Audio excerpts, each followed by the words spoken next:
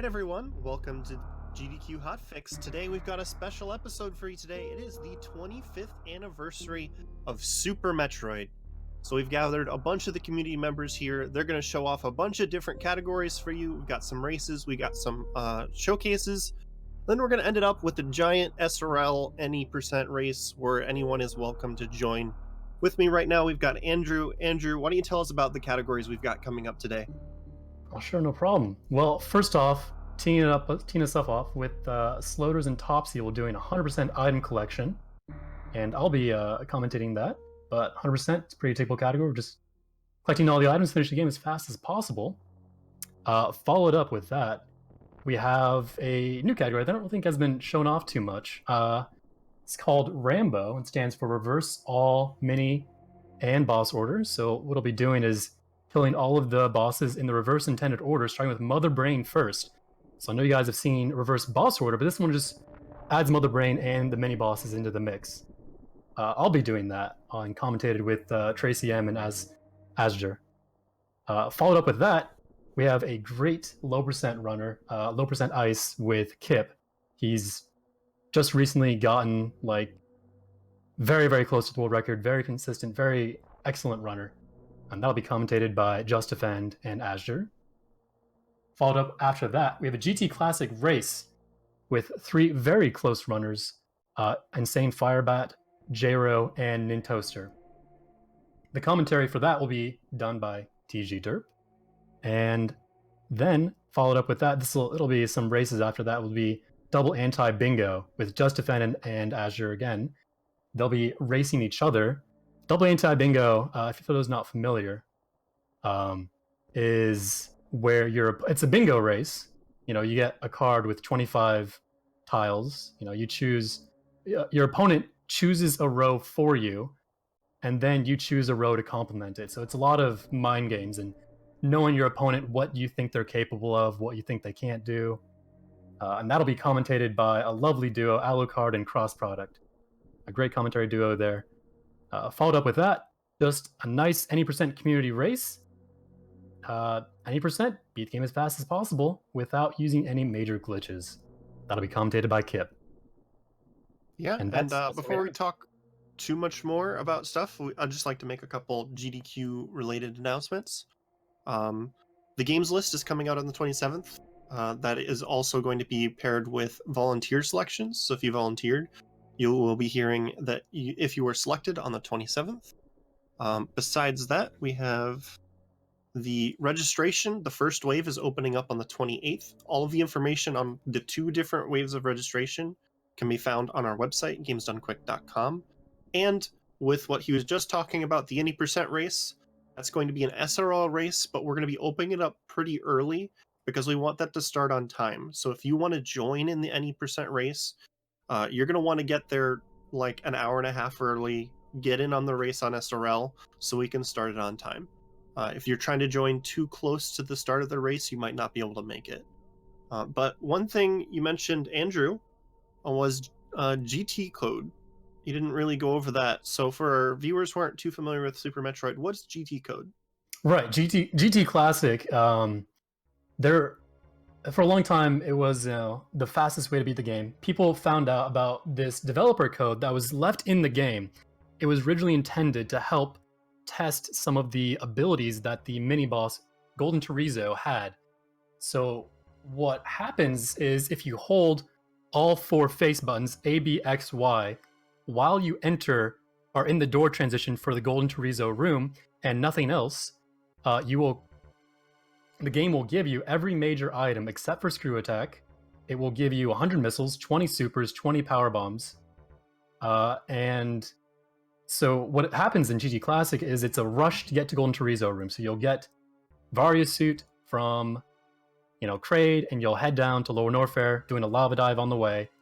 And from there, it doesn't utilize any other major glitches. It'll have the same rule set as normal any percent run, except for the fact of using this developer code that people call it a cheat code or whatever but it's just something that's left in the game that people found out about around 2010, 2012, and that's the only difference. And it's pretty fun because you get to see a pretty unique boss order, in addition to seeing a lot of fun movement. It's like any percent with Spring Ball, I just like to say. And Spring Ball is an amazing item. Everyone knows it's a lot of fun. So it's a very interesting category. Looking forward to that. All right. So one of the goals we had for this community showcase here was we just wanted to let you guys show off a whole bunch of different angles of your game that a lot of casual viewers might not know about. What category do you think would be the most fun for people who aren't familiar with these different categories? Probably some of the more interesting things might be double anti-bingo. You'll see a lot of specific strategies employed in some of these runs, hopefully, that you won't really see anywhere else. Because they'll not be completing the game, they'll just be trying to complete a certain set of objectives. And a lot of times you'll see them in rooms without items that they normally have, or with items that they don't normally have. So you'll see a lot of creative things employed that you don't really see in any other category, except for something like randomizer. Other than that, GT Classic, like I said, Spring Ball, adding Spring Ball in the mix always, man, it just brings a smile to my face because it's such a fun item. It makes moving through rooms so much more fun, in my opinion. So I think those two things will be eye-opening for a lot of people. All right, and we have the most important question. We've got two pieces of artwork here. One of them was made by LLK, who makes all the GDQ artwork, and the other one is an MS Paint Classic made by a member of our production staff. Which one do you think is the superior piece of artwork, Andrew? I'm gonna have to go with the one that has more heart. It speaks to me on a personal level. I'm gonna have to go with the Mother Brain hat. It's just fantastic. All right, yeah, there's Muffin saying that she wins in chat. Very happy there. I personally am a fan of the LOK just because all the hats on Mother Brain speak to me on a level that's just hard to describe. And as she described it, the birthday brick that the baby Metroid is holding is just adorable. But very cute. The runners are going to be close to starting here soon. We're just making sure that they're ready. So we've got a minute or two, and then we'll be getting ready here with 100%. Why don't you... So for people who aren't super familiar with Super Metroid, what are some of the challenges of doing the 100% run? A lot of the challenges, apart from the ever popular just forgetting an item, this is easily hands down the single hardest category to optimize, in my opinion. Yes, RBO can be very difficult, or some of the more challenging categories can be very difficult to just stay alive and get your movement done. But 100% has so many different ways to get through rooms and so many different ways to optimize those rooms that, knowing them all, practicing them all, staying current, and dealing with the level of optimization that we have with 100% can be very, very difficult to maintain a top tier time and 100% compared to almost any other category. It's really very brutal to do this category well. So many different strategies. It's rough. It's very fun to watch. All right, we've got the runners ready, so we're going to give them the go-ahead. We've got a race that they're going to be doing. We're syncing up with them on SRL. So I'm going to give a countdown matching up with the timer over on SRL, and they'll be starting right when the race bot tells them to start. So here we go. They've got a 10-second timer. We are starting in 5, 4, 3, 2, 1, go. Take it away, Andrew. All right. Well, joining us today for the 100% race, we got Sloters 27 and Topsy Turf. Two very good runners who've both just recently been doing a number of marathon and relay races of 100% themselves. I think Topsy just did SRX, and Sloters just did a race in the current community relay race. So I'm very excited to see them. They're both very equally skilled. I believe they'll be doing different routes, but in the beginning, like always, all Super Metroid runs start off the same. you have to deal with Theory's Ridley, so they'll be taking 5 hits from the tail here, because the 2 ways to get Ridley to leave you alone are either to get to beeping range territory, which they're at now, or to shoot 100 times at him. So of course the faster way is just to damage yourself down as fast as possible. And they'll be heading through these series rooms. It's kind of funny, this early part of the game here is really very RNG dependent. Starting in this room right here, the staircase room. You'll see, oh wow, really good luck from Sloters there, not getting hit a single time by any of the steams. And then bad luck, of course, in the following room. This series station is a great place that a lot of runners love to run in. So that steam, is it like predictable? If you don't make any mistakes, will it be the same pattern, or is it just random? It's just random. If you enter in the same room at the same time every time, it'll be the same. But there's a certain number of patterns. It's easy to, as long as you recognize the pattern when you enter the room, you can know what to do to predict it. But it's a huge source of randomness. It's hard to tell what's going on.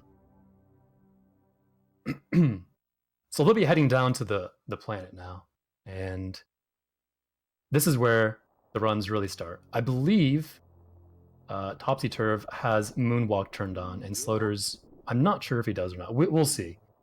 But what you'll be seeing happening is a slight variation of strategies in these upcoming rooms. Sloters will just be falling down as normal, while I believe Topsy will be right here. You see him turn around, angle down, and spin jump down. You see he goes a little bit faster than Sloters does here.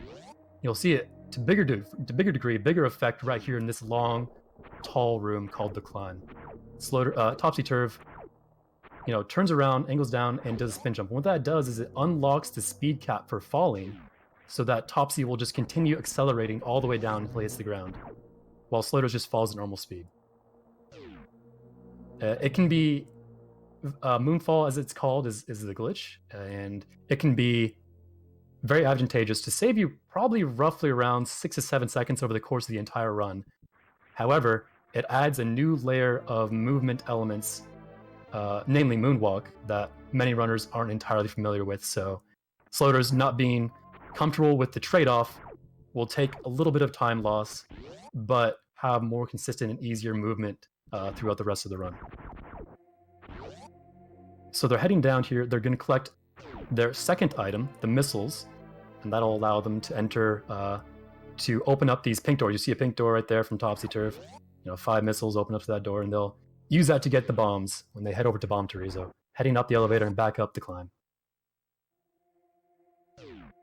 One of the interesting things about this game is that the early rooms are actually some of the hardest rooms to optimize well in Super Metroid. Like this room here, the reverse pit room, has so many different strategies. Topsy utilizing one. You'll see Sloters doing a little bit differently here. About the same time, but just these little things. And you'll see Topsy Turv going up the middle of these platforms in the climb room, while Sloters is heading up on wall jumps on the right side. They're about roughly equivalent. It's just about which one you're more comfortable with. And both of them executing fantastically. Those are both very good climb rooms. That's a very, very difficult room. They made it look very easy. In addition, this parlor room, again, is still also very difficult. You see Sloters messed up a little bit there, but he's heading down to bombs now.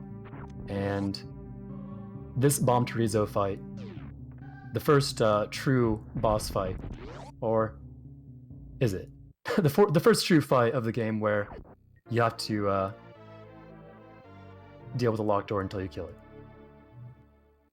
What you'll notice here, Topsy is going to be staying in morph. Sloters will also be staying in morph. They're going to roll towards its feet, which will make it jump backwards. That's a manipulation there. They'll try to shoot these little eggs that he spews out. They'll shoot him 5 times with the normal beams, and then finish him off with missiles, because what will happen here is each normal beam shot does 20 damage, and if he goes... missiles do 100 damage. And if he ever goes under 100 health, his head does a little animation where it kind of blows up, and you want to skip that animation to save a little bit of time. So 5 shots with a normal beam will make it such that the multiples of 100 will line up and not have to deal with that animation.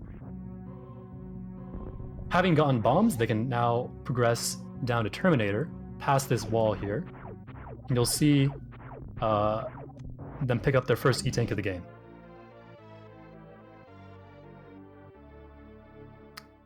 The following room here, you'll just see them, well, actually, it looks like Sloters might be...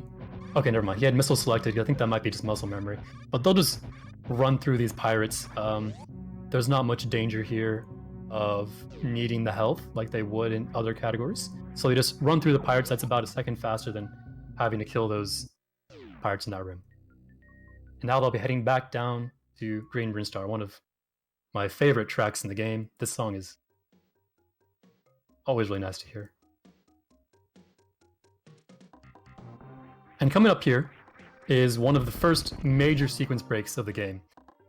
You will not be seeing the mini-boss Spore Spawn in this run because they can skip past him and get these super missiles right here by utilizing a trick called a mock ball. What that essentially does is if you are do a running spin jump and hold jump and then do a sort of Hadouken motion on the D-pad down to right, while conserving momentum when you land on the ground. That'll allow you to conserve your running speed while in morph, allowing you to get under those bridges. And this will save a decent amount of time, probably upwards of like 2 or 3 minutes. Get these items behind the reserve tank and super missiles early. Later on, they'll be skipping Spore Spawn completely and getting the supers that Spore Spawn hides just by utilizing a trick with the camera. I'll explain that when we get to it. But oh, very nice reverse mock ball from both Topsy and Sloters. That's not as easy as it looks. Very, very tight. Allows you to get back under those bridges instead of having to go up and around back to where they found those early super missiles packs in the first place. So heading over here, they'll head over to Pink Brinstar, pick up their charge beam, and then they'll be heading down to Kraid. What's You'll notice the first big challenge that they're going to run into in this route that they're doing right now? In this route, like challenging, there's the first big challenge I have to say is probably wrecked ship. But as always, in this particular run, 100%, it all comes down to extremely tight movement. So you'll see them like basically screen for screen and synced up here on the charge beam. They'll have to do some tricks, but nothing, I don't expect them to really deviate much until around wreck ship. But just small little movement things here and there, giving Topsy a little bit of edge in this early game. We'll see him, he was like just a little bit ahead, and Sloters is trying to catch back up. And you see how hard it is to keep pace with people like this, because at a high level like this, every small little mistake adds up. A small little thing you see both of them lay a bomb on that bombable block and then jump up and do a series of turnarounds on that bomb block before it explodes. That's what happens there is during that animation of turning around, Samus's downwards momentum accumulates, which means she starts falling faster as soon as that bomb block is out of the way. So just small little optimization of allowing them to fall faster before the bomb block, waiting for the bomb block to explode. Both picking up Spazer here. Excellent beam. It's just allows you to hit things so much more easily, makes so many different room strats much more easily. And they'll be seeing a trick coming up here, where they utilize 3 supers to open up these super blocks on the right here. 1, 2, 3, and they run through without having to slow down. There's no problem 100% with ammo conservation because they'll be running into plenty of opportunities to refill their ammo here, so there's no worries about using too much here. You see a couple different strategies here. Like they're just doing a little bit things differently, and most of them are just personal choices of which one they like to do. But filling mini Kraid here fills them back up on supers, which they'll need to fight Kraid here. Coming on up.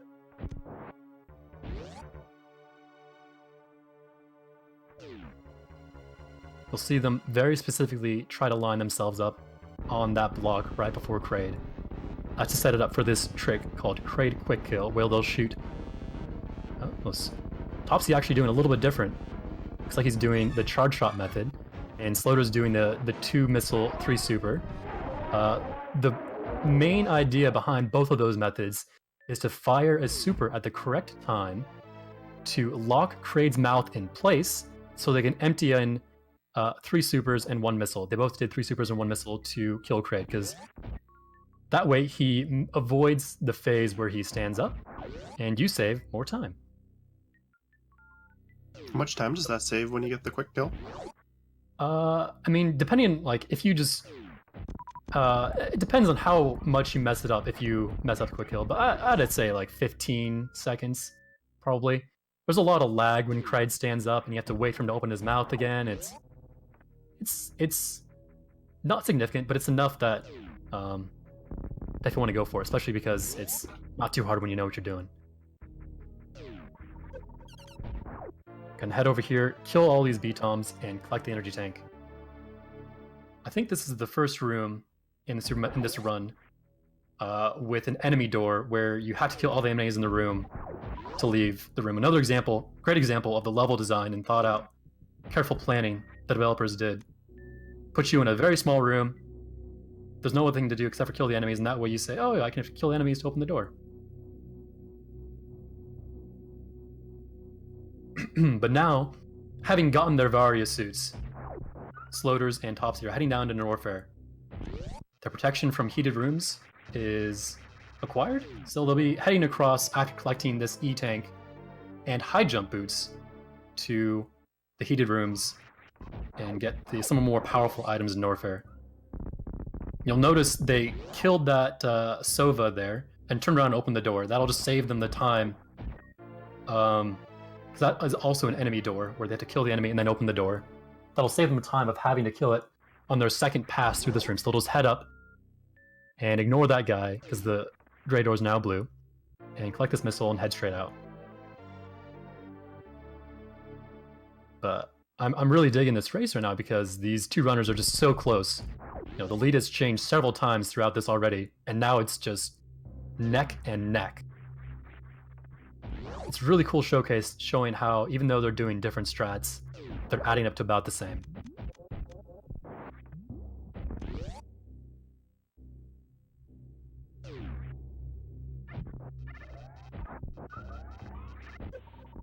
A commonly forgotten missile here. I mean, who would ever look inside lava to find this missile? Seems kind of silly to put this item here, but a lot of items in Super Metroid are pretty sneaky. But heading on over here to the Rising Tide room, we call it that because when you enter the room, there's an earthquake happening and the lava gradually rises up. And now in the same door transition, heading over to Bubble Mountain. This is a pretty difficult trick. They're going to be going over here and trying to get enough run speed to make it over to that right side wall to make a wall jump to get back up. That just avoids a rather circuitous route of going down and around. Probably saves, I'd say, like a minute. So it's actually a pretty significant skip. That's usually a little bit more difficult for newer runners to accomplish.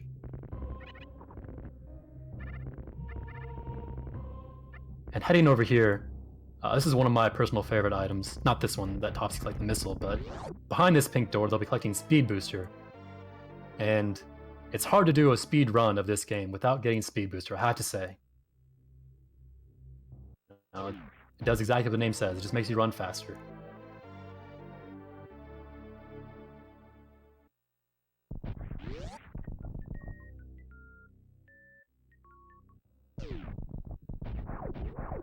Heading on over here, they'll probably just farm once. You might see them farm more than that in other categories, but in this category there's really no need to farm more than once, because getting all the items actually turns out you don't need to farm that much. What is it they're farming for? The truth is, they don't really need to farm at all. It's just kind of those things that it doesn't slow the room down that much, and they're hoping for a little bit of health. I think Topsy will be doing a different route than Sloters here, and he'll be hoping for more health because he'll be heading up, I believe, directly to Wreck's ship after leaving Norfair, instead of Sloters will be heading to Crocomire after Wave Beam. So we'll have a bit of route divergence, and it'll be fun because we'll see a bunch of different strategies being explained. So we can explain both of these different routes. The main thing being that there isn't much time difference between the two routes they're doing, about 15 to 20 seconds.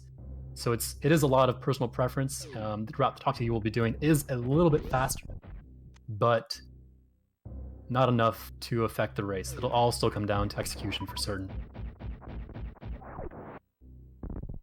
So right here, they're heading down this bubble mountain, and now crossing, you'll see. I think Topsy is actually doing this route, I believe, just for a better comparison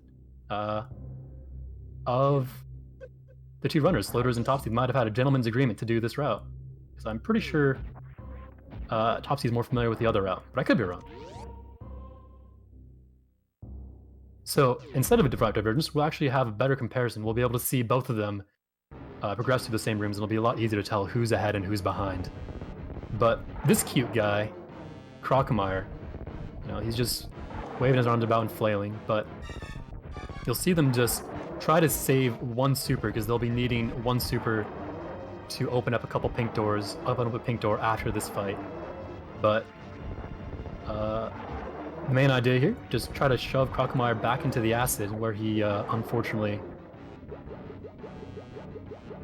perishes due to the acid eating away at his bones. But Topsy-Turv just did a trick. You'll see Slutters do it right there.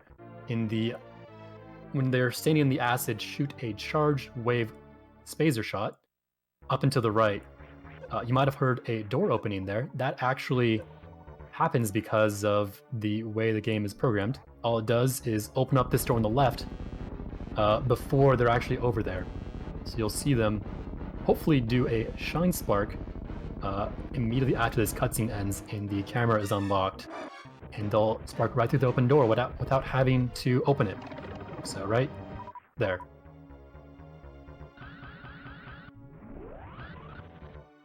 And then Topsy and Slutters will be collecting their first Powerbomb pack.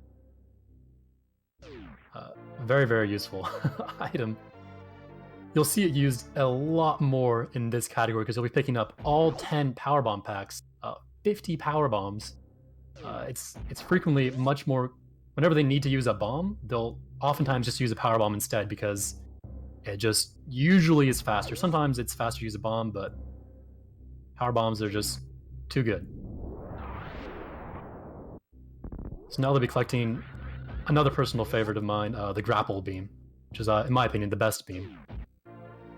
And hopefully doing a strat. Let's see it. I don't want to jinx it. Let's see if Topsy gets it or Slutters. Oh yes, fantastic. Let's see Slutters. That strat is lovingly called the Indiana Jones because you're obviously swinging around on these grappleable enemies to head up and over to that missile pack. That actually is a pretty costly time loss if you miss that strategy, because you have to go down and powerbomb those blocks and speed boost up and spark up again down at the bottom. It'll cost you a good 15-20 seconds. So very grateful they both got it. They might farm a little bit here because their health is both looking a little bit low. You see especially Slutters, they're going to be heading up to Wreck Ship, and although it's not terribly difficult with this much health, yeah, you'll see Slutters here just farming. It's just nice to have a little bit of safety and security before heading to Wreck Ship, because Phantoon is absolutely notorious. I think most people know not to mess with Phantoon because it can go wrong very, very quickly. A nice use of Grapple there from Slutters, using it to pick up the drop. Grapple can not only swing you across blocks and enemies like Topsy-Turv is doing there, but also pick up item drops, like those Cack Attacks drop the health, without you having to be there. Grapple also has 0 cooldown on its use, and you'll see that, and does not despawn off-screen, so you'll probably see them use Grapple to open up some doors off-screen without slowing down. probably see that in some of the later rooms based on the camera movement. But 20 minutes in, and they're still in this very, very close together. It's an excellent race.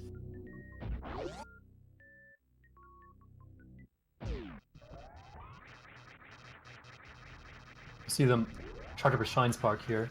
This is called the Alpha Spark, just because it's used to be the first spark you do in any percent. But in 100%, obviously they've already done a Shine Spark, so the name is a little bit misleading. But heading up to Red Tower, this is another great room for the execution. You'll see Topsy-Turv. Oh man, that is a very smooth move. Sloater's doing a variation on it. They both get through. Fantastic. Those are that wall jump into angle shot into a down grab is a very complicated series of inputs, and it's very, very cool to watch both of them do it.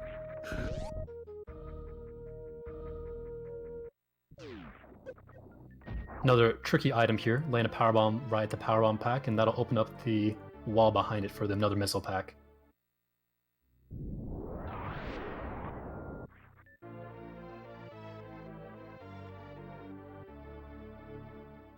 And Topsy-Turv successfully avoids getting eaten by the plants.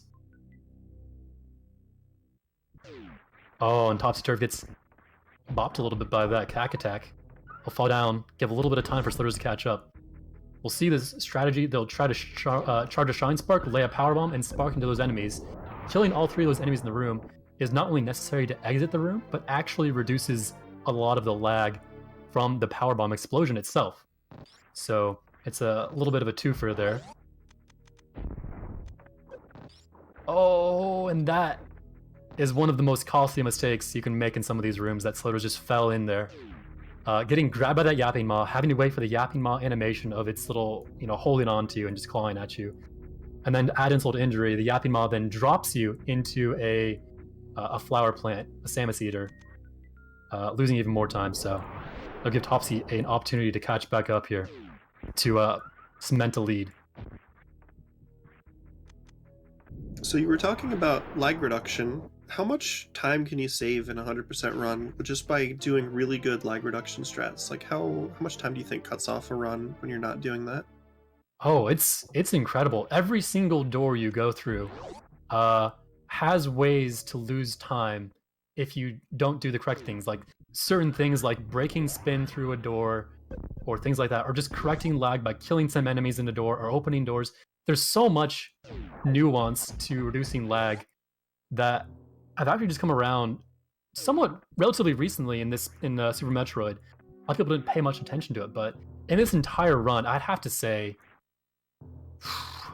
man, probably more than 45 seconds can be saved over the course of a 80-minute run, just from reducing lag, especially on door loading times. Yeah, that's pretty significant. Like if you do like the best versus the worst, I'd say it's very, very significant. So, ooh, a very nice speedball to enter this room here. You see Sloaters here charging up, and Mock Ball. And this boss is everyone's favorite boss, Phantoon, the lovely, friendly elephant ghost. Phantoon has 6 patterns that he'll go through, 3 in his first round and 3 in the second and subsequent rounds from there. And he'll be a fast, mid, and a slow. Topsy just got a fast pattern. It can be pretty significant to get a fast compared to a slow, because the difference in time is 12 seconds from fast to slow and 6 from fast or slow to mid. Oh, looks like both runners having a little bit of difficulty. A 3-round for Topsy, normally you see a 2. And Sloaters, unfortunately, was trying desperately to do an X Factor. X Factor being having Wave and Charge equipped while having Power Bombs equipped as well. It can be the way to 2-round the Phantoon, but he was trying to avoid having one of the X Factor particles hit one of the flames by manipulating Phantoon's movement, and unfortunately it did backfire on him, so he'll have to do a extra round here, just like Topsy. Oh, another round too. Sloater's not having a super to finish off the fight. means that there'll be one more round and give Topsy a little bit more of an edge here as well. Ooh, that was a very cute strat from Topsy as well. He laid a bomb on the right side of that worker robot. You'll notice it here, just to make sure that robot falls off the ledge, so that he doesn't have to go and spend the time to jump over him. Very, very small optimization, and very, very cute.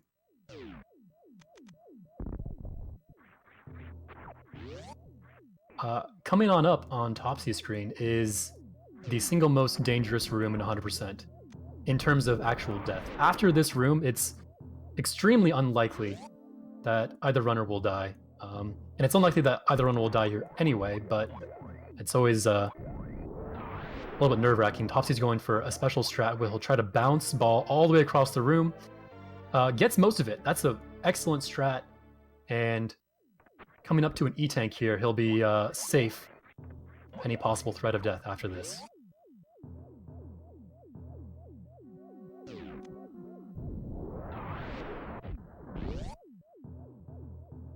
Gets that E-tank. Sloters will pick up this super missile, and he'll be heading into the spiky room of death, as that room is called in the community. Topsy taking a little bit of time just to make sure that he'll jump across the gap without any issues.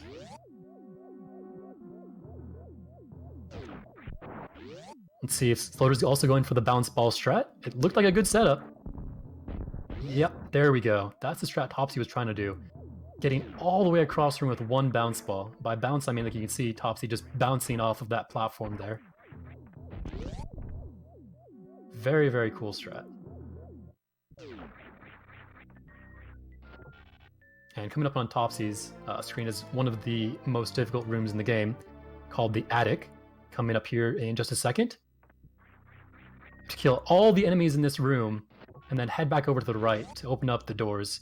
So, utilizing a combination of a lot of ammo and the damage from Speed Booster, Topsy makes short work of that room. Really, really fun room to execute and to watch.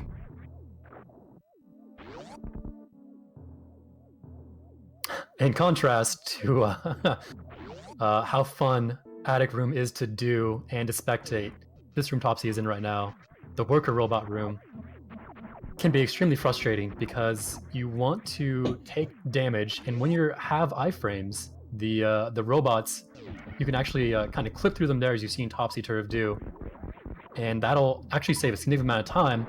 The problem comes when what happened to Topsy there was a little bit of RNG. The robot decided to move backwards for him instead of moving forwards, and you're not able to clip through them, even with iframes if they're moving backwards there. Let's see how Sloters does in the worker robot room. So you'll see him just try to push that first robot over, try to get iframes and spin jump through this worker robot. He gets it on the second try. And the third robot, he has the same difficulty as Topsy did. The robot wasn't very friendly to him.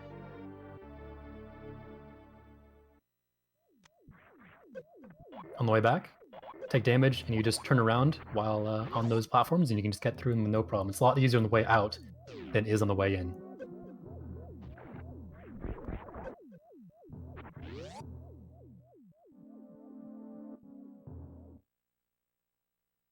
Topsy here. I'd like to point out as well, during this entire wreck ship endeavor, it's very important to watch your health. Both of our runners are looking absolutely fantastic, as I expect, because they're very experienced in this route. They need a certain amount of health to make a very long spark coming up in a couple minutes. I'll point it out when we get to it. But health conservation can be a deal breaker if you're not used to it in this route, which is why I'm very happy they've both done very, very well. So they'll get to show off some of the more cool strats without having to lose time refilling at the ship.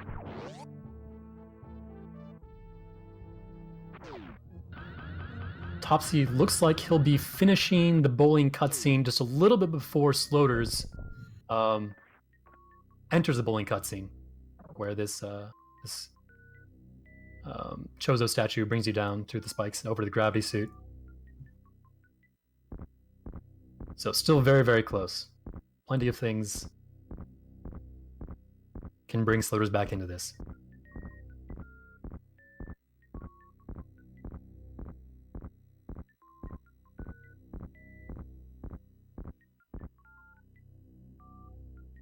a lot of the reserve tanks in this game are, I feel like, kind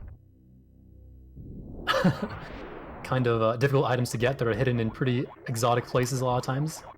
This one is hidden behind fake statues, has a hint to get to it, but it's really impressive how much effort is put into development of the game of putting these items in strange places.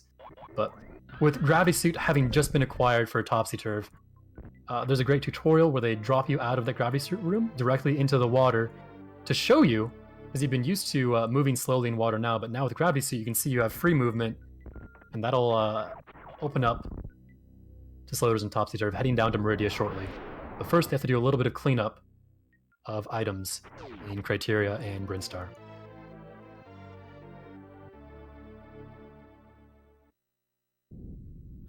Oh, Topsy was going for a pretty cool strat, where you can get Blue Suit, open the door, and kill that Key Hunter in that room, all while maintaining run speed. Unfortunately, happens to shoot the wave beam at just a little bit the wrong time, and that little wave action of the wave beam itself actually knocked out that block for him, stopping his speed and having to stop him. But he gets a nice Shine Spark into this Power Bomb instead.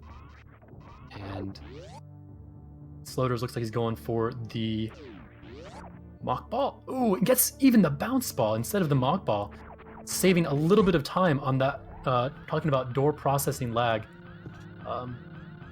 There's something in this game where the camera, every time you go through a door, has to center the camera to the middle of the screen every time you go through a door. And what runners can do is oftentimes try to manipulate the camera to already be in the center of the screen, so that way the camera doesn't scroll at an extremely slow speed, because Samus can move faster than the camera can, saving a little bit of time. And that Bounce Ball that Slowders did instead of the Mock Ball actually saves him a few handful of frames. That's what I'm talking about when we say you can save so much time in this category just through small little things that add up over the course of the run. Was that the long Shine Spark you were talking about that Topsy just did? Yes, I was busy talking about translation. Oh, I'm sorry. Topsy almost fell through the crumble blocks there, but you'll see Slowders do this very long Shine Spark as soon as he gets the door open on the other side. But Slowders doing what I said in the Crocomire room, a wraparound shot to open up the door to spark all the way across this room and into the gauntlet area, going all the way through without having to stop. That's, I believe, the longest Shine Spark in this particular category. And that's why they need to conserve their health, is because it takes so much health. You see Slowders already down to 28 health without his reserve.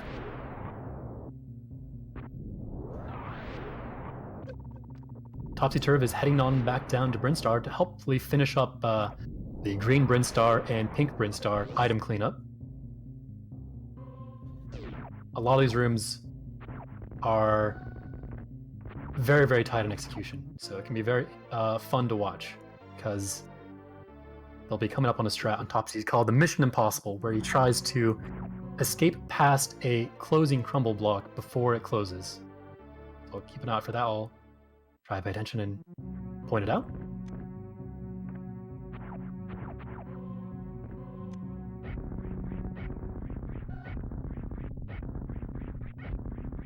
And coming up on Topsy-Turv's screen, I'll be doing some deboosts off of these spikes to get him over to the right as fast as possible, because with all these spikes in the room, it can be difficult to traverse the room without just deboosting across. And of course, meeting the Edakuns, who are actually singing. If you pay close attention, they're actually singing the item fanfare song. So, quick piece of trivia: if you actually try to ask people how many times you hear the item fanfare, and 100%, and they do not say 101 times, they are actually incorrect, because you hear it 100 times for the items and once from the Edakuns. Oh, and see, just a little bit of lag reduction there as well from Topsy, killing that Zila on the left while the power bomb explodes. Couple of frames here and there adds up.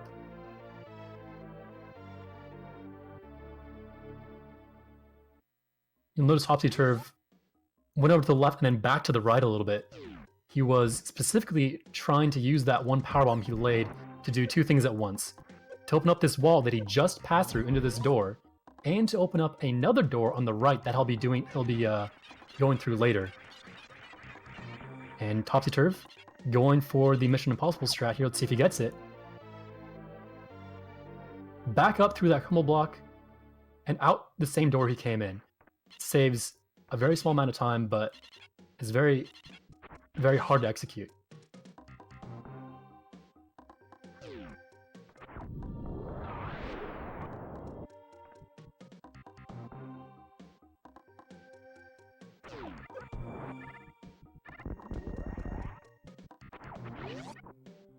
Slotus here just had to jump over those speed blocks there, make sure he didn't fall into the decor a bit. And a nice door open D-boost from Topsy there.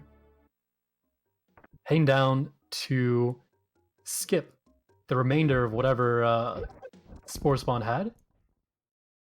He very carefully stood in such a place that the super missile, when it was fired from Topsy, would not despawn off screen long enough to impact the super block right there to allow him to get past that without having to fight Spore Spawn. So you will not be seeing Spore Spawn, unfortunately, in this run.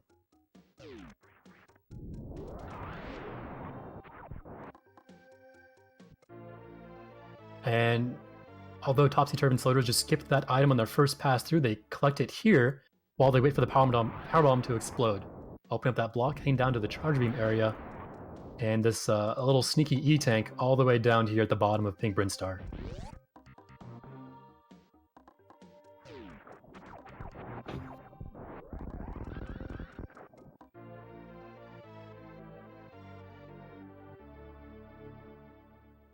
Slowders also elegantly finishes the Spore Spawn skip.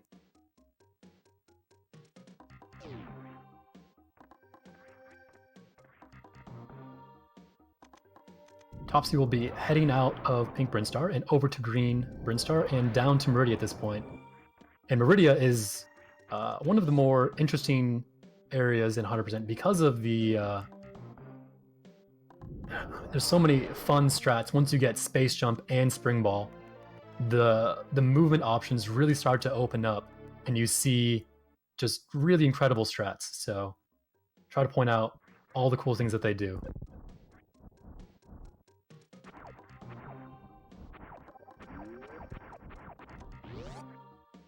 Topsy will be going for a strategy called the Blockbuster, where he try to conserve his momentum at a certain point. Oh, and he gets it! Excellent! This blue suit, the speed booster echoes that he continues here, will break those bomb blocks, letting him pass through them without having to go around.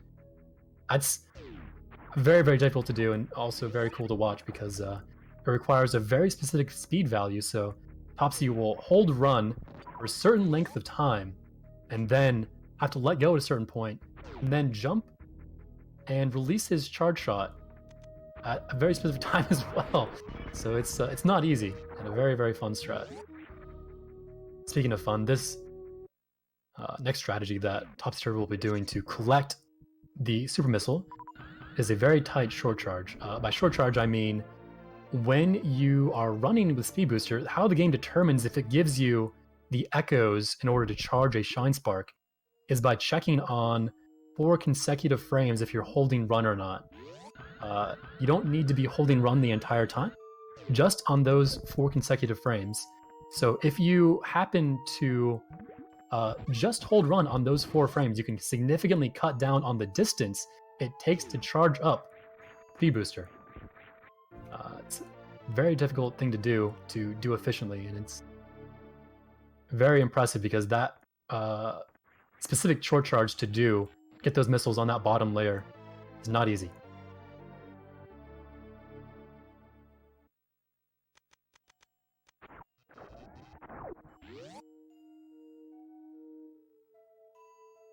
So you mentioned that the danger of them dying is pretty much past at this point. What's the next dangerous thing in terms of being able to lose a bunch of time if it doesn't go well? Oh, there's still plenty of things. The main thing I can think of is dropping down at the Golden Chorizo missiles, or dropping down at the Low Norfair Mickey Mouse missiles. Basically things where crumble blocks are involved. They're designed, crumble blocks are just designed to troll you, to make you think twice about the blocks you're stepping off, they're really safe or not. So if they fall through those blocks, they can lose upwards of like a minute and a half or 2 minutes, depending on which ones they fall through. And although there's no real danger of dying, depending on some of the strategies they do in some of these Meridia rooms, you actually have a potential danger of softlock. It's very unlikely, but if they go for certain specific strategy, coming up in the Aqueduct room, I'll try to point it out if they go for it. You can get stuck in between 2 speed booster blocks without any way to get speed booster speed to break them again. So it saves a very small amount of time, but not risky. So they'll probably go for it, and we'll see if they get it, because it can be very difficult to obtain as well.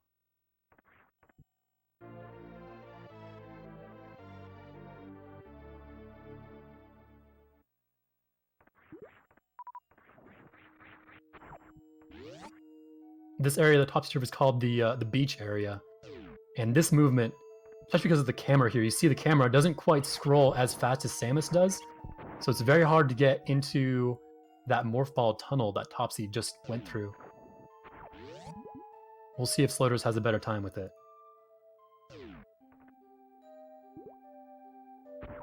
A nice D-boost off that enemy called a menu. Right into the morph ball tunnel. Very well done. Oh, and you see a little bit of what Topsy did there. When he laid that powerbomb, he continued moving right and then went back to the left. That's very hard to notice, but what it does is those enemies in that room called yards, the snails as they're more commonly called, only move when you aren't looking at them. And what Topsy did there was actually make them move a little bit and then stop moving. And what that does is reduce even more lag from the powerbomb. So just small little things there. A 2-round bot wound for Topsy. Very nice. Using a combination of X Factor to start the fight and supers to finish him off. And you'll see Topsy skip past that E-Tank because they'll be collecting it, because they'll be coming back to this room at a later point. Topsy going for a difficult strat called the full halfie. The setup looks good, and he gets it. The full halfie is this, we call this Shrine Spark across this entirety of the room. It saves roughly 13 to 12 seconds, so it's pretty significant over the course of doing that room.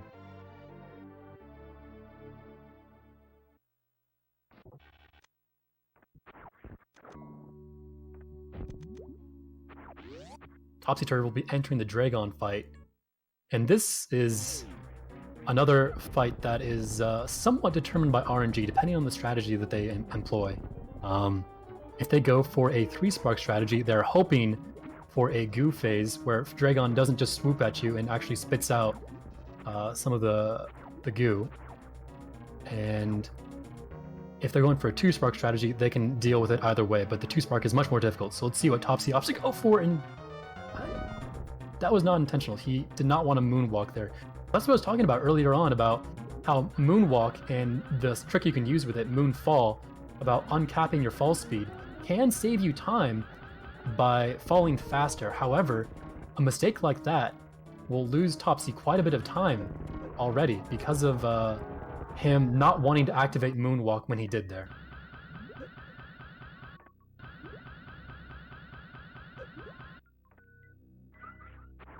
But Topsy manages to clean up Dragon without much further trouble. Let's see how Sloters does on the Dragon fight, if he can make up a little bit of time. Looks like an excellent opener spark. Dragon being, I believe, the only boss that takes damage from Shrine Sparking. 150 damage per frame that Shrine Spark goes through her hitbox. And having 6,000 health, 3 sparks is more than enough to finish her off.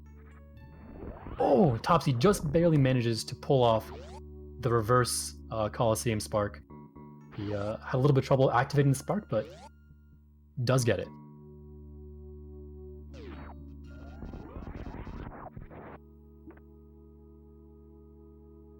And now with Space Jump, they'll be heading over to collect Spring Ball, and with those 2 items, they'll have their movement items complete.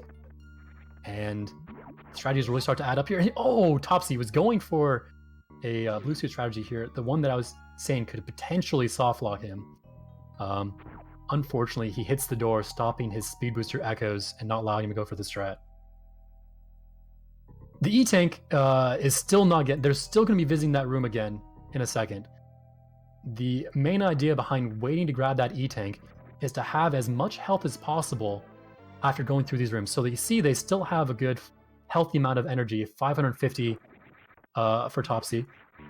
So they'll save that E-Tank until they're ready to head out of Meridia, so they can have the most health possible for entering Lower Norfair.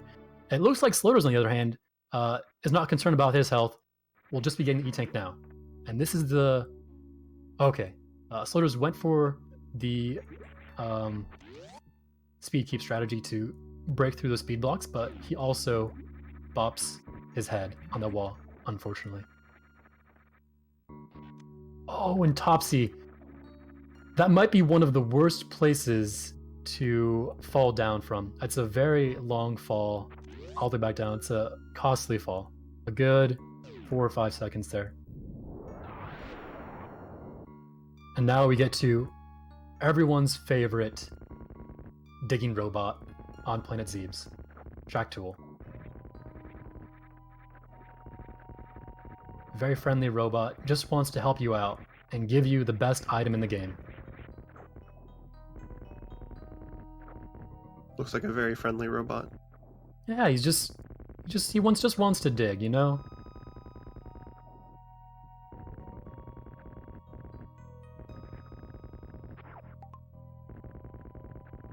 A strategy here that you'll see to skip a little bit of the rest of Shack Tool's animation is actually some camera manipulation and activating that yard, that snail on the right side of the screen you see Topsy did there. What that does is all those blocks that Shack Tool is digging for you are enemy blocks, and this is the only place in the game where they're actually used. What that does is only enemies can break those blocks, and only by going through them. So normally, Shack Tool will just dig through all of those blocks like normal. And hopefully you'll see Sloters do it right here. You see him shoot that snail to activate him. Oh, he looks like he messed it up a little bit. But the idea is to activate that snail to walk towards you, to break the last couple of blocks, so you don't have to wait the entire amount of time for Shack Tool to open up every single block. Very small optimization, but that's what the category is. It's all about very small optimizations, which is why it's so very difficult to do, execute properly.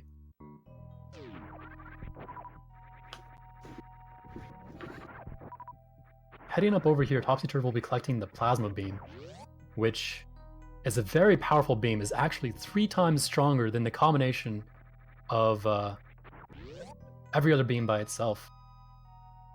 So, a very significant power upgrade and very welcome.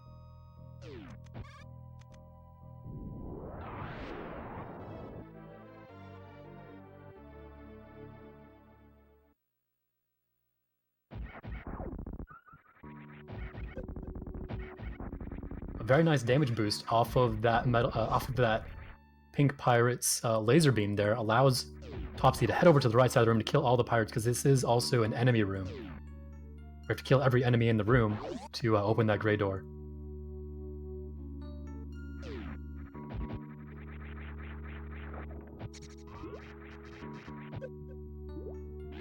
Oh, okay.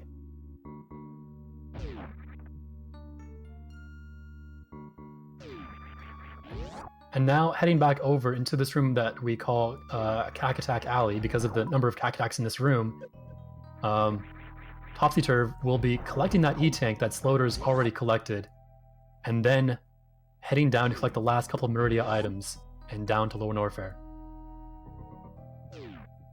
So right here, you'll see he now gets the E-Tank, and we'll have saved just a little bit of health over Sloters having gotten it now.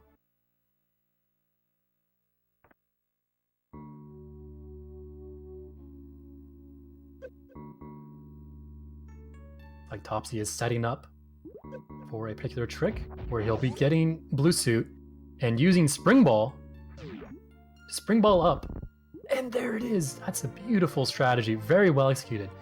Super difficult to do. Combining space jump, speed booster, spring ball, all the top move tier movement items to continue the speed booster echoes up through those speed blocks without having to charge a Shine Spark. Very, very well done.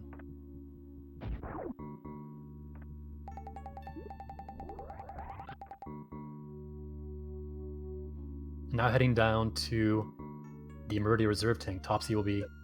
You'll see him morph and unmorph continuously throughout that... Oh, and Sloders gets it too! Incredible! Both of these runners getting the Aqueduct strat, that's very, very cool to see, because that's a very much not an easy strat to get.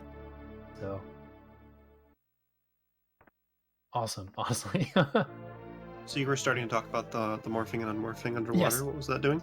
Yes, sorry. During those sandfalls, where they're just falling through those sandfalls, morphing and unmorphing, like you see Topsy Turf do here in a split second, and Slitter's doing right now, all that does is move Samus down a few pixels at a time. So very minor optimization, but it's better than just standing there doing nothing, because otherwise you just have to wait there and fall. Did you say sanding there? Yeah.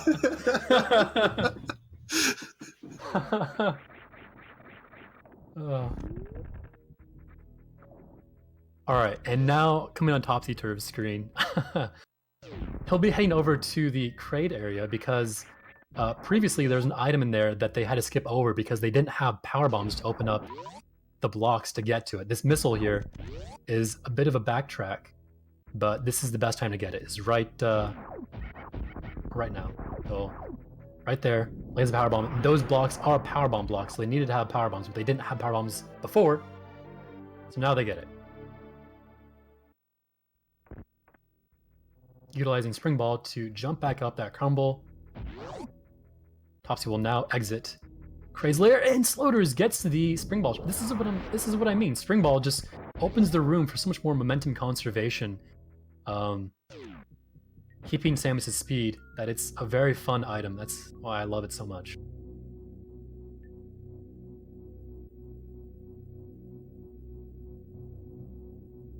Topsy has been maintaining a pretty steady lead, but some of the execution, Sloders is keeping up right with him. Even though Topsy's still ahead, he's also not gaining, so plenty of things can happen for sure. Now Topsy will be heading over to collect his Ice Beam. Oh, a very nice deboost off of that Sova into the door.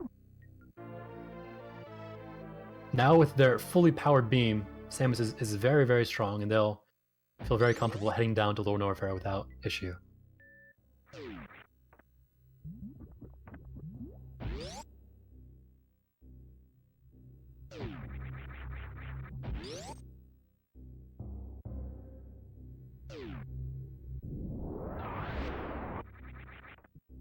Sloders was also utilizing Spring Ball there to try to jump up a little more quickly than Topsy did, because Topsy unmorphed and did a jump normally.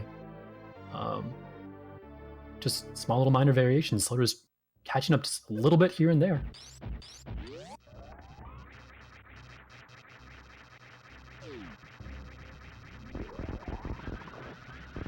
Now heading down through this room, Topsy will try to conserve his momentum using Space Jump to get through this room without landing on the floor, hopefully. Yep, he managed to get the Space Jump, and now get full running speed over into this next room.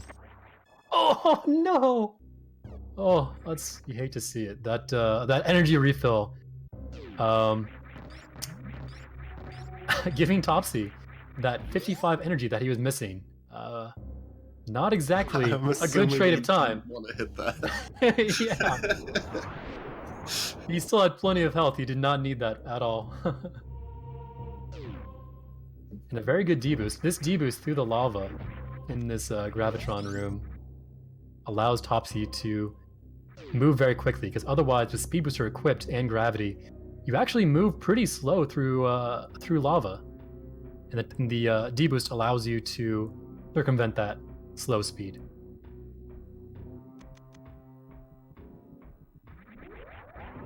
Topsy will be doing a short charge to get Blue Suit, and that Blue Suit, you see him just space jump directly through those flames without taking damage or knockback. Now he'll be grabbed by the second Chozo of the game and draining the acid to head into Golden Chorizo's room.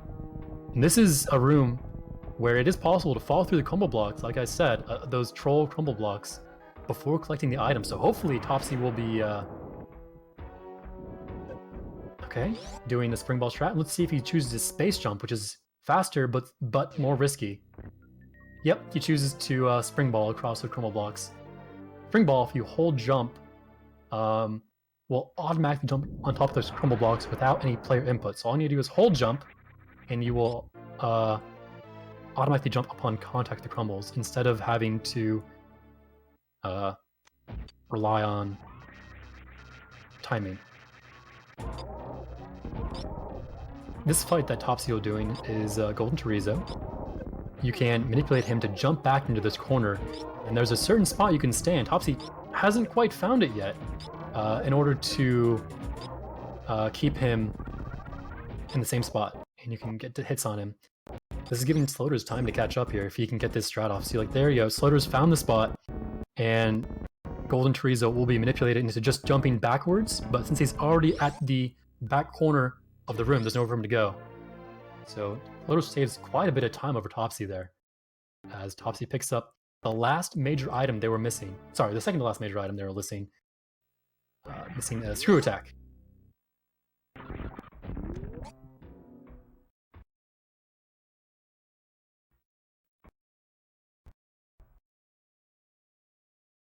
Oh, and a very nice upwards Shine Spark from Sloters there. That Shine Spark allowed him to keep some of those breakable blocks unbroken, allowing him to get more run speed into the next room. And as Shine Spark across these pillars, even though they have Space Jump and Screw Attack, it's still faster to Shine Spark through that room, primarily because the faster you get all the way to the right side of the room, the less lag there will be. And there was the last spot that you could lose a lot of time by falling through crumble blocks. Topsy just passed through it. Sloters is passing through it right now. Let's see if he gets trouble by crumble blocks or not. Nope, he managed to get out without an issue. So thankfully neither of these runners will be losing time to the troll crumble blocks.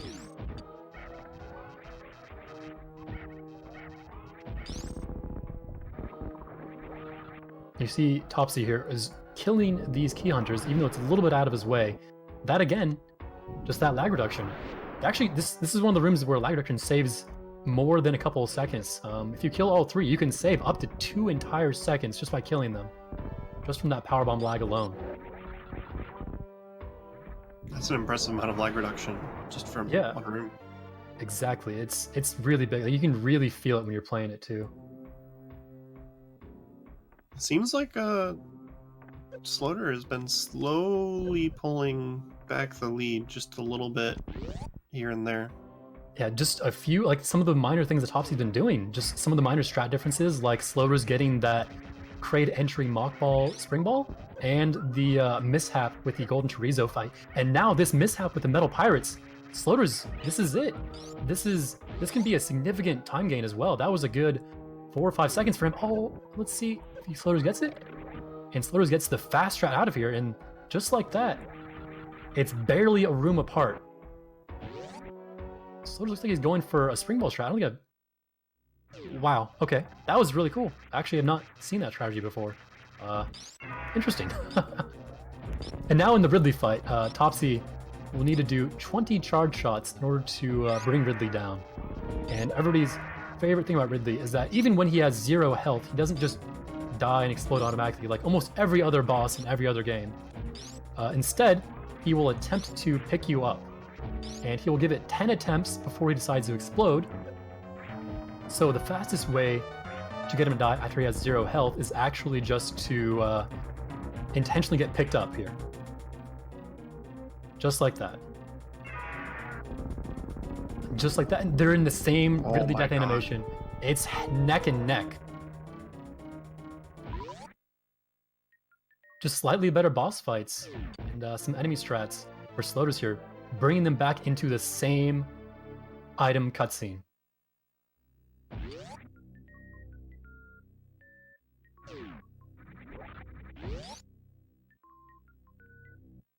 Oh, that fall will cost loaders. Oh man.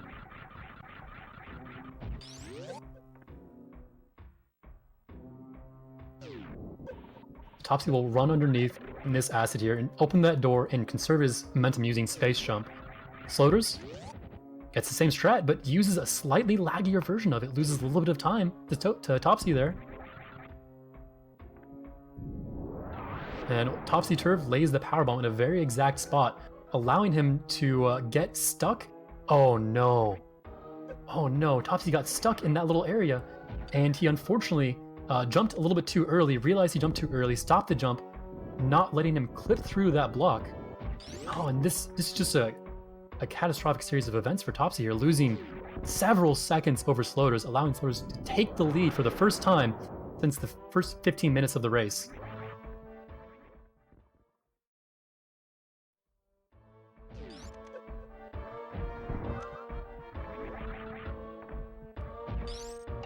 Now heading down to take the second last E-Tank, Sloters will shoot an Ice Beam, and Topsy misses it, but the idea is to deboost off of this Fire Flea after that, land on top of that frozen Fire Flea, saving you just a little bit of time from falling all the way to the bottom instead. Just these small little optimizations that Sloters is doing is really cementing his lead here. And now, heading over, let's see, Sloters is going for a strategy that we lovingly call in the community the Hot or Ruby Special, based off of the ever famous, ever popular Hot or Ruby speedrunner, who was one of the most influential and original speedrunners ever. This was, I believe, one of the last Super Metroid speedrunning videos he posted, is that strat in particular that Sloters attempted. Seems like I've just heard his name in connection with so many different Super Nintendo speedruns. He's just he was the bar for years and years. Everyone looked up to him. He was the big name. In so many games, he was just so far ahead.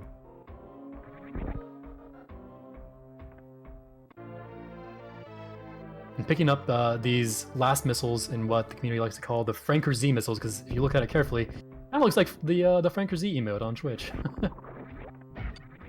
Like the floppy ears on the sides and the little nose.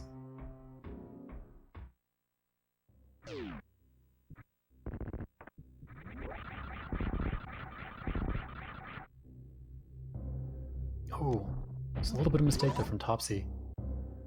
Losing a little bit more time to Sloters.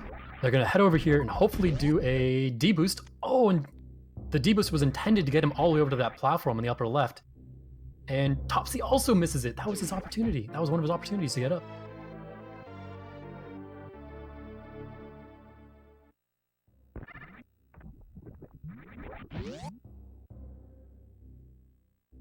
And now heading over to my personal least favorite room in this game, because it just feels like nothing you do in this room is ever fast. Because of the weird platforming in this room. There's, like, if you fall down into the lava, I was talking about earlier, having gravity and speed booster equipped at the same time means you actually move more slowly in the lava. You see, like, Sloters not gaining speed, not gaining run speed in the lava, has to just run a little bit more slowly.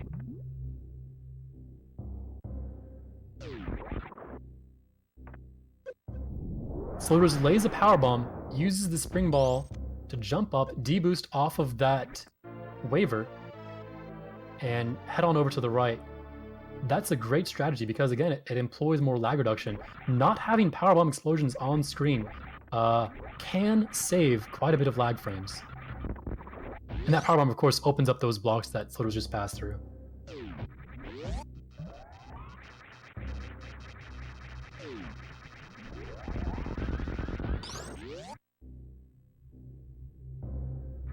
And with that final item, the entirety of Norfair, after an hour and 5 minutes, is finally done.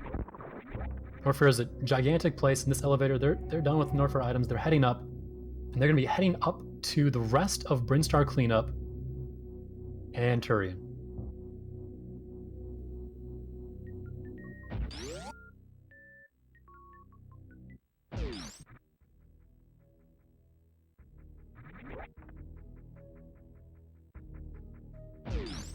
Coming up here, I believe Sloters will be attempting a spring ball strat. Always worth pointing out. Oh, he doesn't get the morph off. Let's see if Topsy can do it instead.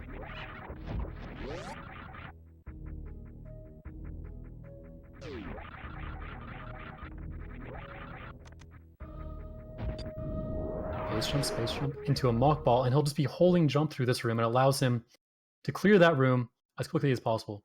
Topsy gaining a little bit of time on Sloters now, as Sloters heads into the pre-X-ray room.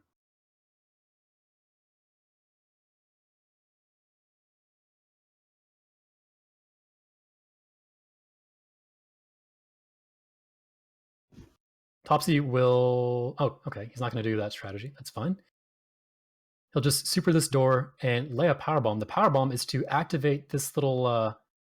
See, he moves off screen as the powerbomb is exploding, saving some lag frames. If that powerbomb pushes up the gate that he'll be heading back over through now, instead of having to wait for it to come up on the way back now. And Topsy will be... Wow, I guess he doesn't like the... Okay. So he'll be heading over now to the rest of Brinstar to collect the final items just on his way to Golden 4.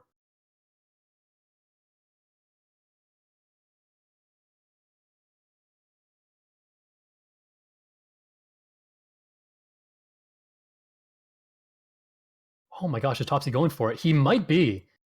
Let's see it. Oh no, he's just doing the space jump. That was a very good setup for a very difficult strat. This is much easier and not much slower, so no problem here. Oh, Topsy was going for a speedball through those bomb blocks. Doesn't get it, but picking up the last powerbomb pack of the game right now.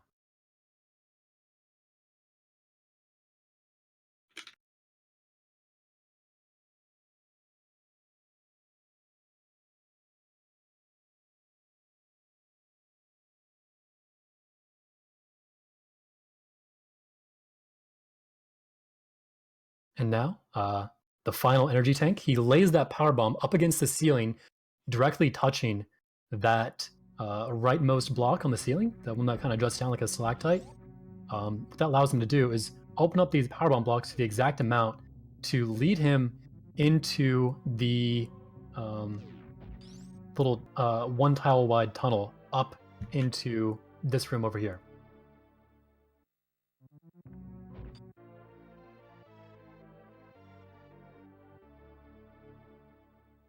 This room with the double missiles is pretty tricky as well. Like you already find one missile out in the open, and it's just like a very unsuspecting room, and it's just hidden in that block on the left.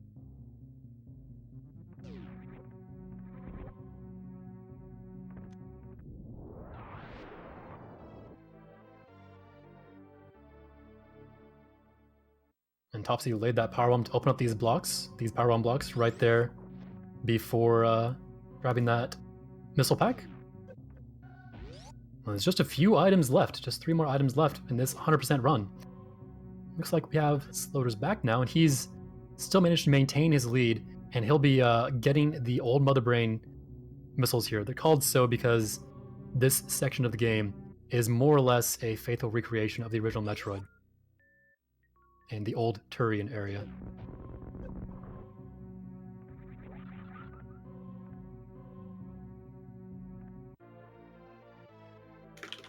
You'll see a strategy here that Sloters will employ. He'll be charging his beam, and as soon as it's charged, right here, he lets it go. That's the cue to release the charge shot to freeze all of those enemies to allow him to pass through.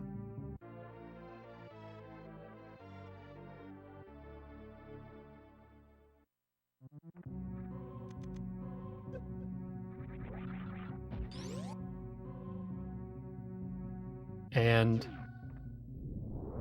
just on coming up on Sloters' screen will be the final item before both of our runners head to Golden 4 and Turian.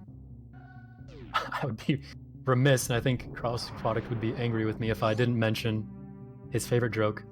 Since there are 46 missile packs in the game, each missile pack gives you 5 missiles. The final tally at the end of the game is 230 total missiles. So this missile pack puts you at 230 total missiles, which sounds a lot like tooth 30, as in like your teeth are hurting. So those are called the dental plan missiles because your teeth are hurting, your tooth hurting. Thanks for that. Oh, of course.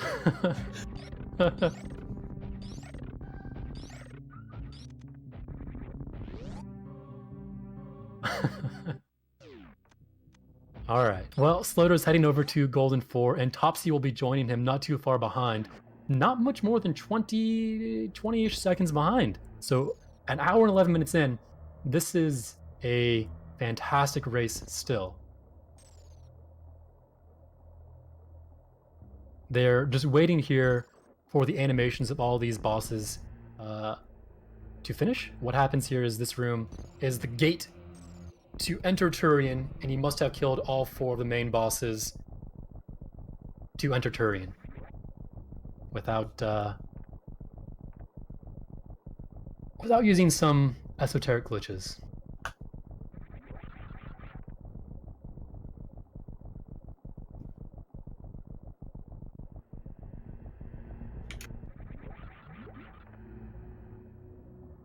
Some interesting choices here. A lot of runners opt to take Screw Attack off to do an easier Zebetite skip. We'll come to that. We'll see if I get it. Let's see if Topsy Turv is pausing on the elevator to take off Varia and Screw Attack. That does a couple things. Number one, the pause on the elevator actually normalizes Samus's position on the elevator, allowing the elevator to actually activate 45 frames earlier. So even though you're losing time due to the pause and the unequipping, it's the most efficient place to do so. Unequipping Varia means that the Rainbow Beam that Mother Brain will be doing will do 600 damage, allowing a certain trick to be more easily performed, and taking off Screw Attack eases the Zebetite skip, as I said earlier, and we'll get to that in a second. But these Metroid rooms, wow, very well done from both runners. These are, without a doubt, the hardest rooms to optimize in the game.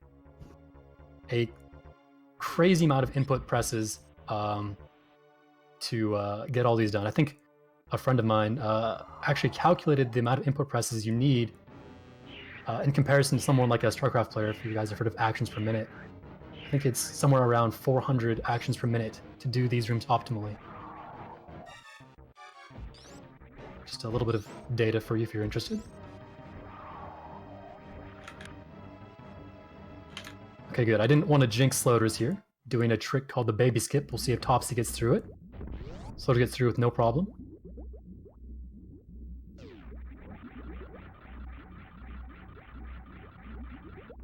And absolutely no problem. Both of our runners managing to skip getting grabbed by the baby, saving a good 25 seconds. So this run will not be decided by baby skip. And Slaughter's, because he didn't take off Screw Attack, he'll be attempting... Oh no! Attempting the Zebetite skip with Speed Booster. Unfortunately, he misses it, and now he has to do the backup Spring Ball Zebetite skip, which almost no one ever remembers to do. Absolutely incredible that Slaughter's has the presence of mind to remember how to do that trick in the middle of the run, allowing him to not have to kill all his Zebetites. Very, very, very good improvisation and steady-headedness from Slaughter's there. Managing to conserve his lead against Topsy.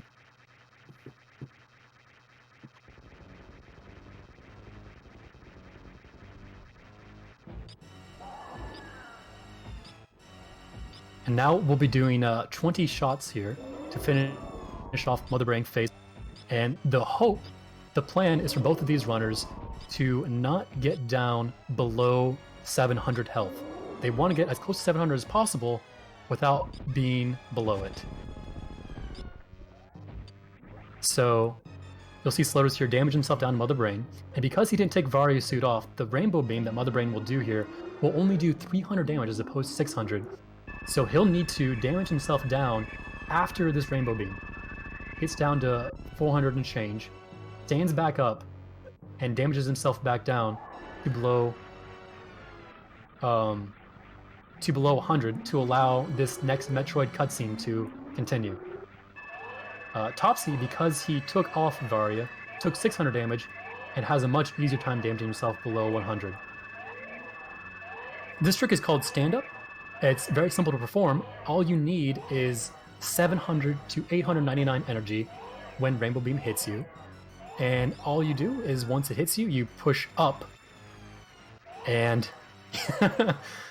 nice little picture there. And you push up and you'll just stand up as soon as Rainbow Beam is done. And this allows you to put shard shots into Mother Brain's head before the third phase starts officially. And this will just save about 15 seconds over having to do it the old way, the shooting Mother Brain with Hyper Beam. There is a possibility of potentiality for soft locking here. I expect both of our runners to play it safe, which I do see like they're both playing it very safe, of getting this cutscene in a unfinishable state.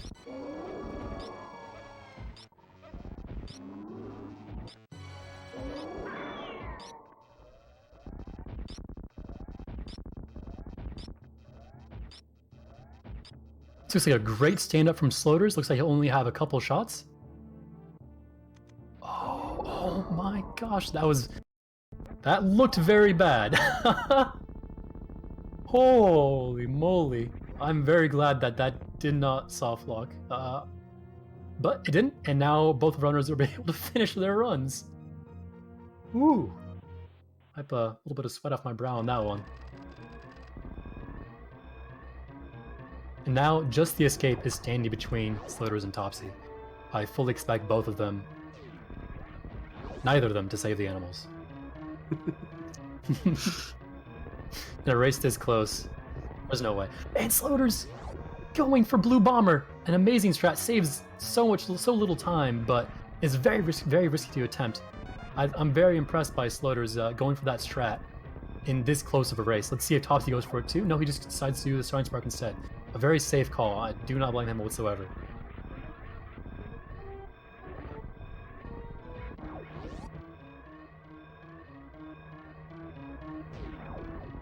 Topsy doing a moonfall down this last little path in Metroid Dreamscape 4. And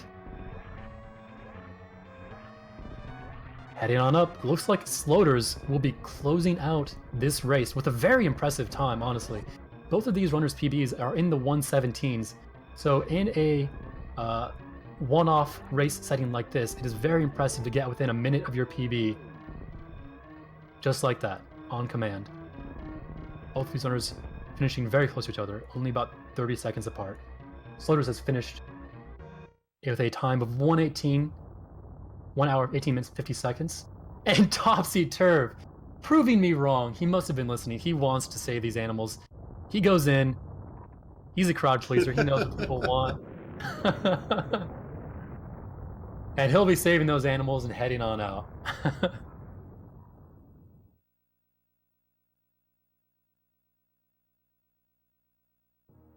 Very impressive run from both of our runners. And of course, GDQ has the Save the Animals emote, so Yeah. people are happy about that. Topsy Turv doing the crowd pleaser strat. He successfully finishes his run in 1 hour, 19 minutes, and 40 seconds. Excellent race to both of these runners. Very well executed. Very close all throughout. And got a bunch of very good strats. Thank you so much for the races, Sloters and Topsy.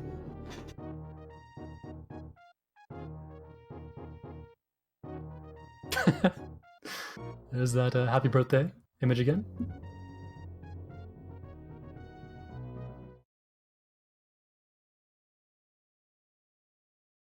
And I hope you guys enjoyed my commentary. I believe coming up next, we'll be having actually myself running. So I'll be doing Rambo, and that'll be commentated by a couple other people, Tracy M and Azure. So I think I'll be heading out, and thank you all for your time.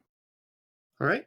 Thank you very much, Andrew, for helping us out with this race. We're going to take a quick break while Andrew gets set up and we get the other commentators in here. So we'll be right back.